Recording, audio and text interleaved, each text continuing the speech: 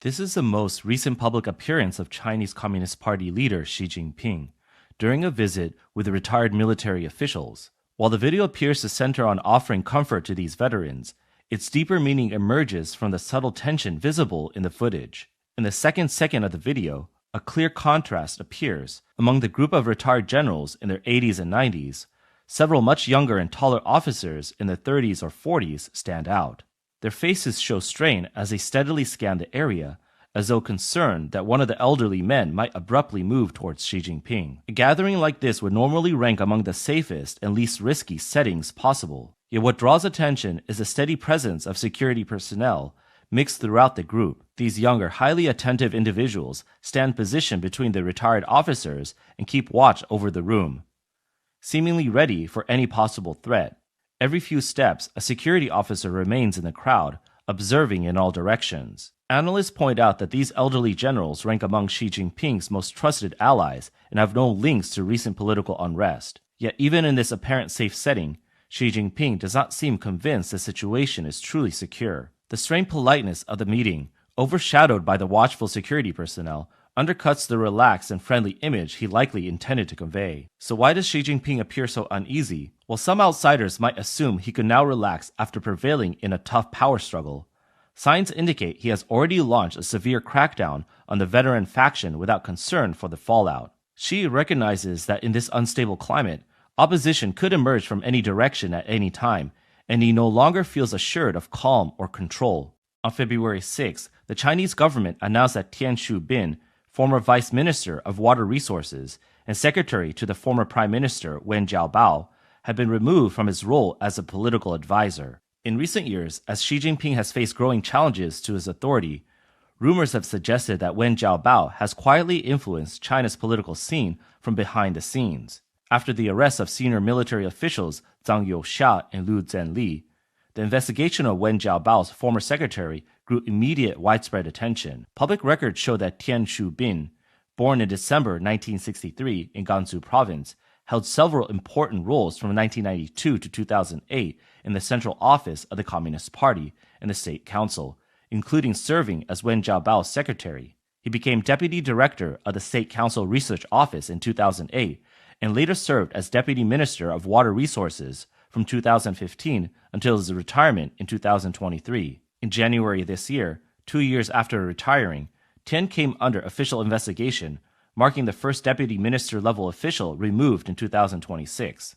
Observers note that the investigations of Zhang and Liu, which drew criticism from within the military for weakening the military commission's accountability and increasing party control over the armed forces, shows that Zhang Youxia's fall went beyond corruption charges. It stemmed from efforts to challenge Xi's authority and gain control of military power. This supports long-standing rumors that, over the past year, Xi's influence has declined, allowing figures such as Zhang Youxia and veterans like Wen Jiabao to take hold of real power in the party. US-based political commentator Chen Po-gong stated in his program that after Xi Jinping used political tactics to remove Zhang Youxia and Liu Zhenli, he started a broad wave of retaliation. Xi, who holds deep resentment towards Wen Jiabao, targeted Wen's former secretary, Tian Shu-bin, as a way to warn Wen Jiabao to stay out of politics and stop challenging Xi's authority. Another veteran leader, former CPPCC chairman Li Ruihuan, who has strongly backed Zhang Youxia,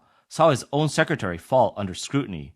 On December 18, 2025, the Chinese Communist Party's Central Commission for Discipline Inspection announced that Wang Wenhua, the former party secretary and director of the Qingdao Municipal People's Congress in Shandong province, was under investigation. Wang had also held a deputy minister-level position. Wen Jiabao and Li Ruihuan were widely seen as key figures behind the reported weakening of Xi Jinping's power. As senior representatives of the veteran faction, they were said to have worked alongside Zhang Youxia's military influence to shape China's top decisions and challenge Xi's authority. After the CCP's third plenary session in July 2024, rumors circulated that Xi Jinping had suffocated a stroke, underwent surgery, and lost some of his power. The October 2024 National Day reception, Wen Jiabao sat to Xi's left, while Li Ruihuan sat to his right. Many overseas political observers pointed out that the seating arrangements carry strong symbolic meaning in CCP protocol, with strict rules governing the placement of senior leaders at major events. Since neither Wen nor Li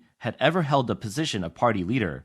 Their seats besides Xi suggested he had made concessions to these veteran figures, perhaps agreeing to give up some authority. Their prominent placement even raised the possibility that they had gained significant control over Xi. However, the sudden downfall of Wen Jiabao and Li Ruihuan's secretaries within just 20 days of each other, timed to coincide with New Year's celebrations, struck many as highly suspicious. According to the CCP's typical approach to neutralizing political rivals, efforts to weaken or remove a key figure's influence often begin by targeting their close associates, subordinates, or family members.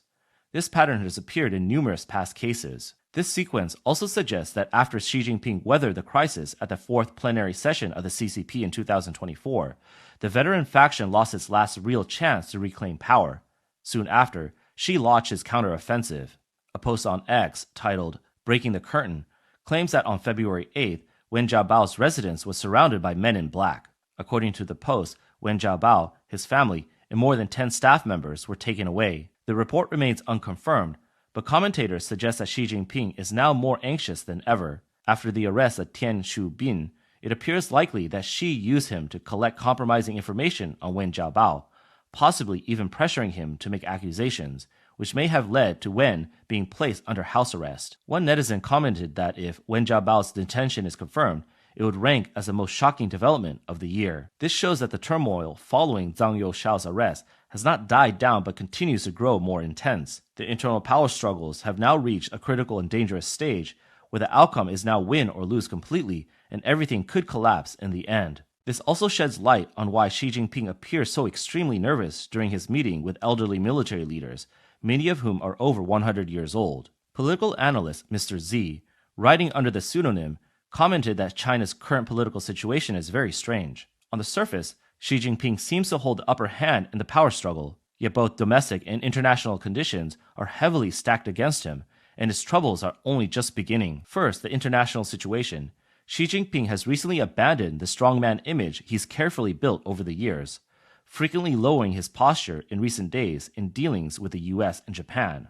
Outside observers could see his weakening position. Reports indicate that on February 4th, Trump and Xi held a phone conversation. They discussed trade, military issues, Taiwan, Iran, and the Russia-Ukraine war, along with other important matters. According to national security sources, China initiated the call. This suggests that after facing military unrest and setbacks in global affairs, China is now trying to ease outside pressure and has taken the steps to seek better relations. China's state media Xinhua reported that during the call, Xi stressed that Taiwan is part of China and remains the most important issue in Sino-US relations. He warned that the United States must exercise great caution on arms sales to Taiwan. Trump reportedly replied that the United States respects China's concerns on Taiwan and is willing to keep communication open with China. In response, a White House official, speaking on background to the Taiwan Central News Agency, reaffirmed that U.S. policy on Taiwan remains unchanged. The official stated that the U.S. One China policy rests on the Taiwan Relations Act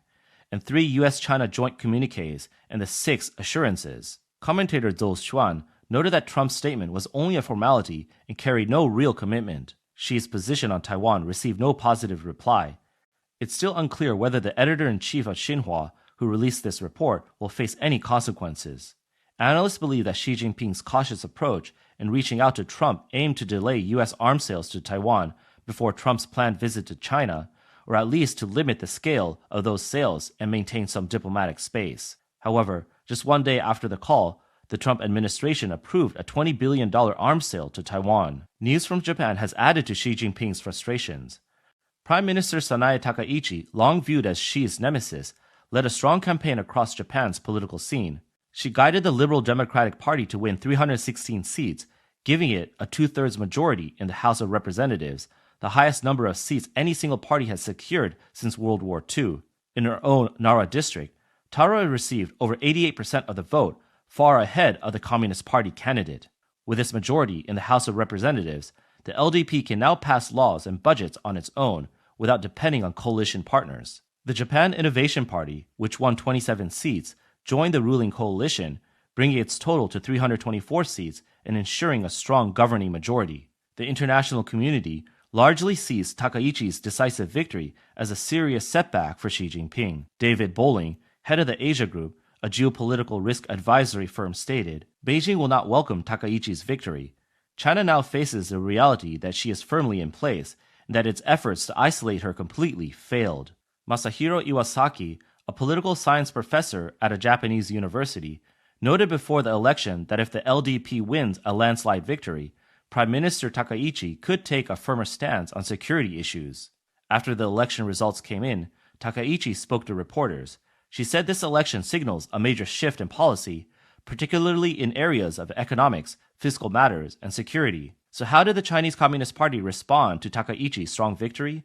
According to several trade sources, after China announced stricter rare earth controls on Japan on January 6, Beijing later reversed that decision and approved the export of 7 types of rare earths to Japan. Mr. Xi pointed out that the Chinese Communist Party's quick reversal of its threat to Japan in less than a month appears quite embarrassing. He identified 2 main reasons for this outcome. First, Chinese intelligence agencies had already predicted the results of Japan's parliamentary elections with reasonable accuracy. They expected Prime Minister Takaichi to win and increase her party's majority in the Diet. Second, under pressure from the CCP, Japan did not back down.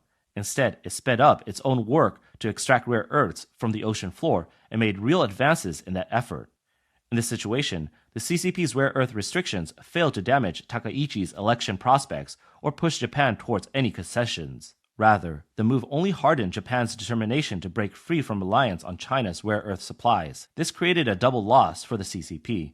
As a result, despite the awkward position, the CCP had little choice but to quietly remove the restrictions.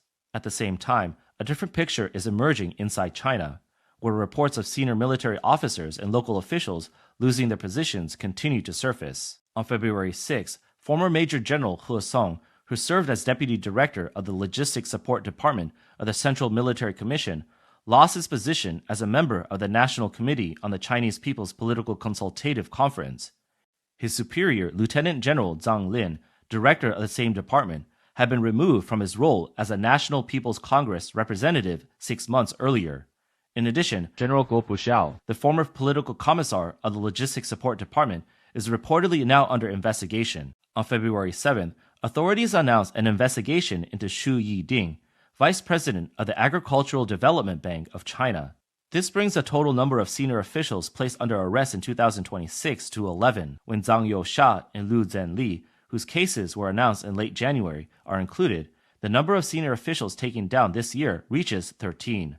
At the same time, Xi Jinping's evident nervousness and anxiety are spreading throughout the bureaucratic system and reaching all levels of society. On February 5th, the vlogger known as Beard Brother posted a video in which he said, "If a person's name has become so toxic that no one dares to speak it and people must use various substitute terms, it only shows that this person has reached the highest level of corruption." And now, they do not even try to hide it. Their stupidity, arrogance, and sense of inferiority stand fully exposed before the world. The vlogger was referring to Voldemort from the Harry Potter series. In the books, a rule prevents anyone from speaking his name directly. Instead, people use substitute terms such as a Dark Lord or you-know-who. On the surface, this stems from the fear he inspires, but the real reason is that saying his name triggers a curse that reveals a speaker's location to his followers. Vlogger argues that this parallel reveals Xi Jinping's inner weakness. He devotes all this energy into internal power struggles and surrounds himself with flatterers. The vlogger mocked Xi by comparing him to Voldemort, saying, "Xi talks a big game about confronting the United States and taking over Taiwan, but it's all just bluster." The vlogger stated that in the novel, Voldemort promised to lead the wizards to rise and fully conquer the Muggles, yet he never achieved that goal, or perhaps he simply could not.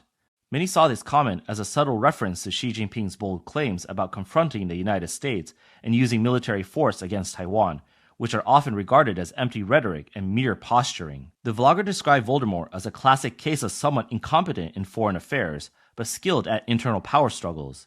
He said Voldemort directs his limited energy towards endless battles over power within his own circle. The vlogger went on to say, when Voldemort rejects all criticism and surrounds himself only with praise, he essentially becomes a puppet of power. Even without a Harry Potter to oppose him, his downfall is only a matter of time. The vlogger never mentioned Xi Jinping by name in the video, yet less than an hour after it appeared online, the video was removed and the account was banned. This swift action triggered lively discussions among netizens. One user on X commented, "Having to rely on metaphors and euphemisms to speak shows just how absurd the situation has become. The fact that the video was deleted only proves the satire struck home. The power that cannot be named is always the most insecure. Another user wrote, Voldemort was gone in just 47 minutes. The shortest-lived uploader on Bilibili, a platform similar to YouTube, has now been born. The faster something is deleted, the more insecure they feel. A different user remarked, 200 pounds now has a new code name, Voldemort. Their account is gone, and this Voldemort spokesperson has now been confirmed. Mr. Z noted that although Wen Jiabao's arrest remains unconfirmed, anything seems possible at this stage. He pointed out that the recent abnormal events within the Chinese Communist Party are unprecedented, which suggests even larger developments may be underway. According to reports from mainland media, on February 5th, a merchant posted a video showing yellow lanterns hanging in the streets and allies at Zhouzhou, Hubei province. The video offered no explanation for their meaning. It quickly drew more than 20,000 comments, with many netizens expressing confusion. Some called the sight very strange. Others remarked, I've never seen anything like this before. It's terrifying. It's almost New Year's when everyone hangs red lanterns, so why yellow ones? Yellow lanterns are used for sacrifices. An elderly netizen wrote, I've lived 80 years, I've never seen yellow lanterns hung for New Year. Many others noted that yellow lanterns are typically used to honor the dead. Some asked sarcastically, is something bad about to happen? Others began to question, who died?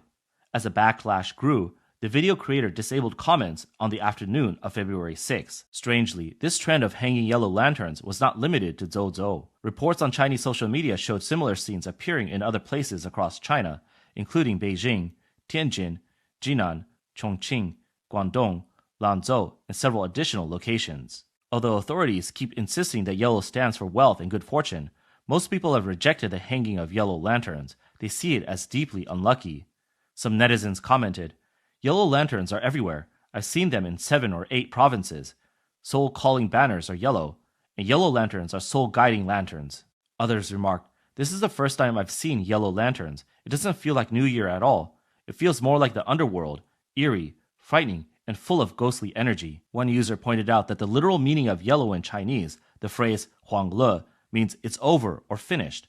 They argued that with the yellow lanterns appearing so widely across many regions, it suggests 2026 could be the year the Chinese Communist Party truly comes to an end.